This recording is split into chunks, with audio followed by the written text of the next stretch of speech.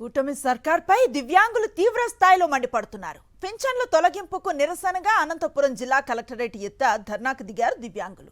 Pension తొలగించారన్న ఆవేదనతో కళ్యాణదుర్గానికి చెందిన ఉదీప్ సింహ అనే వికలాంగుడు పెట్రోల్ పోసుకుని ఆత్మహత్యా యత్నం చేశాడు.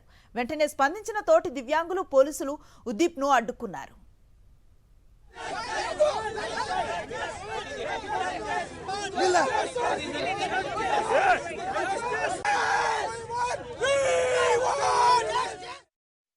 కలెక్టర్ దగ్గరికి తిరిగినాము, ఎమ్మెల్యే దగ్గరికి తిరిగినాము, ఎంపీ దగ్గరికి కూడా పోయేసి వచ్చినాం. కానీ ఇప్పుడు వచ్చే ఫంక్షన్ కూడా నిలబెట్టేసినారంటే ఇంత దారుణమైన అసలు ప్రభుత్వం ఉంటుందో లేదో తెలియదు. కానీ మా జనానికి ఇంత అన్యాయం చేస్తున్నారు సార్. అసలు ఏ విధంగా ఇంతలో పిల్లల్ని వాళ్ళు ఒక్కసారి ఇంటి దగ్గరకు వచ్చి వెరిఫికేషన్కి వచ్చి ముట్టుకోవాలి. అట్లాంటి డాక్టర్ల దగ్గర, చెత్త డాక్టర్ల దగ్గర మా వాళ్ళందరినీ తీసుకొని వచ్చి వీడట్లా చేసేది అట్లా చేసినారు సార్. చాలా అంటే చాలా దారుణము.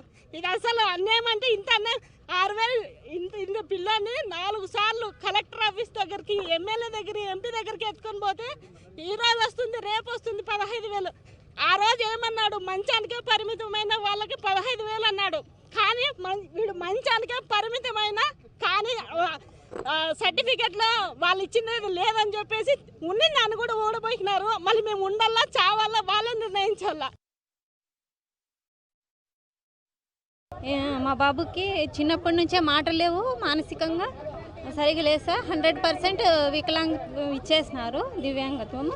కానీ ఇప్పుడు బిలో అసలు అర్హతే లేదు వికలాంగత్వానికి అంటున్నాడు.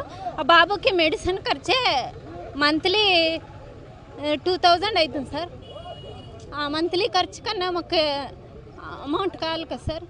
మేము ఒక అటెండర్ కంపల్సరీ అవసరం సార్ బాబుకి. ఇంతకుముందు 6,000 వస్తూ ఉండింది సార్. 10 ఇయర్స్ నుంచి వస్తాను సార్ బాబుకి. నోటీస్ ఇచ్చేసి తీసేసి మీకు అర్హత లేదు అని చెప్పేసి నోటీస్ ఇచ్చేసినారు సార్.